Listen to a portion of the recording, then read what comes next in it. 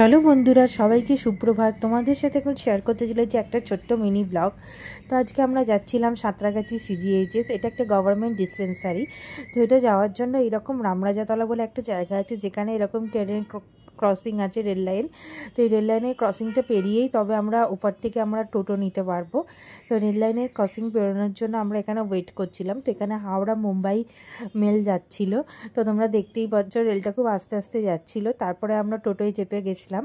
তো জায়গাটা পুরো গ্রাম্য জায়গা, দেখো এরকম ঘন জঙ্গল, পুরো একদম ভিলেজ ভাইবস আসে পুরো একদম। তো এখানে তোমরা দেখতেই পাচ্ছ সিজিএইচএস এরকম মেনশন করাই আছে।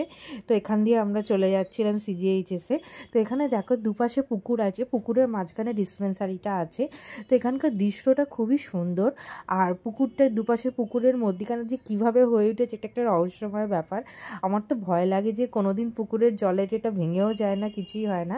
তো এই যে ছিল এখানে ডিসপেন্সারিতে দেখানোর পর আমি কিছু ফটোশ্যুট করে নিয়েছিলাম, কারণ এখানকার লোকেশানটা আমার খুবই ফেভারিট। আমি যখনই সুস্থ অবস্থায় এখানে কিছু দেখাতে আসি, মানে কিছু টেস্ট করাবার থাকে বা কিছু থাকে পরিবারের লোকজনদের, তখনই আমি এখানে আসলে কিছু ফটো তুলে নিই। এটি আমার বাবা, উনি। আর এখানে আমি কিছু ফটো তুলে নিই। তো এখানে দেখো আমার শ্যাডোও পড়ছে, এখানে আমার বাবারও শ্যাডো পড়েছে। খুব সুন্দর শীতকালের এই নরম সুন্দর রোদ্দুরটা, মানে খুবই ভালো লাগছিল। আর এখানে আমি প্রচুর ছবিও তুলে নিয়েছি, ভিডিও করে নিয়েছি। এবার আমরা সামনে থেকে টোটো ধরবো বলে হাঁটার জন্য তৈরি হচ্ছিলাম।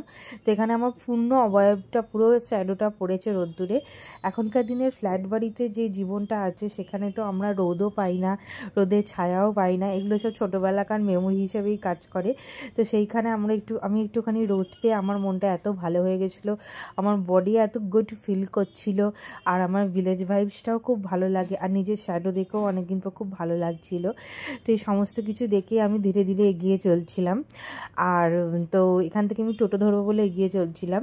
তারপরে দেখো এখানে কি ভালো লাগছিল, এখানে আমার পেছনে বাবা হেঁটে হেঁটে আসছিল আর আমি আগে আগে যাচ্ছিলাম।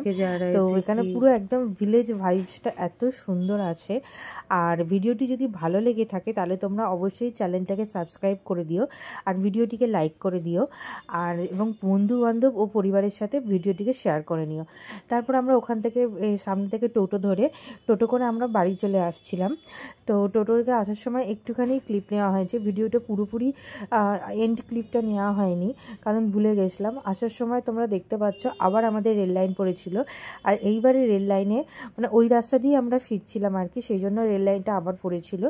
এইবারে রেল লাইনে মালগাড়ি যাচ্ছিল। তো মালগাড়িটা তোমরা দেখতেই পাচ্ছ। এখানে যতটা পেরেছি আমি মালগাড়ির ভিডিওটা করেছি, কারণ আমার রেল দেখতে খুব ভালো লাগে। আমি ছোটো থেকে সেই অর্থে রেল দেখিনি, বেড়াতে যাওয়া ছাড়া বা এছাড়া সেই অর্থে রেল দেখিনি। আর এখানে যেতে আসতে আমি রেল দেখতে পাই। তো রেল দেখতে খুবই ভালো লাগে, বিশেষ করে যখন এক্সপ্রেস ট্রেন খুব জোরে স্পিডে চলে যায়, সেটা দেখতে, সেটার ভিডিও করতে আমার খুবই ভালো লাগে। আবার লোকাল ট্রেনও খুব ভালো লাগে, কারণ লোকাল ট্রেনেতে যে লোকাল যে মানে লাইফটা, সেটা দেখা যায়।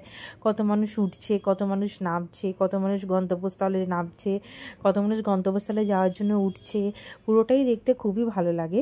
তো সেই জন্য আমি লোকাল ট্রেনেরও ভিডিও করি, কিন্তু আজকে শুধুমাত্র যাওয়ার সময় হাওড়া মুম্বাই মেলটা পেয়েছিলাম, আর আসার সময় এই গুডস ট্রেনটা পেয়েছিলাম, আর কিছু পাইনি। তো এই গুডস ট্রেনটা দেখো, এখানে এই যে কামরাগুলো ছিল, এই কামরাগুলোতে পেট্রোল ছিল, মানে পেট্রোল বলে লেখা ছিল বলে আমি দেখে বলছিলাম। তো পেট্রোল ছিল, ভাবো পেট্রোল নিয়ে এই গাড়িটা, এবং যখন যাচ্ছিল তখন মানে রেলের যে লাইনে যে আওয়াজ, ওরে বাবা, আওয়াজটা তো মানে খুবই জোরে ছিল। যাই হোক, এই ভিডিওটি যদি একটুও ভালো লেগে থাকে অবশ্যই ভিডিওটি লাইক করো, চ্যানেলটা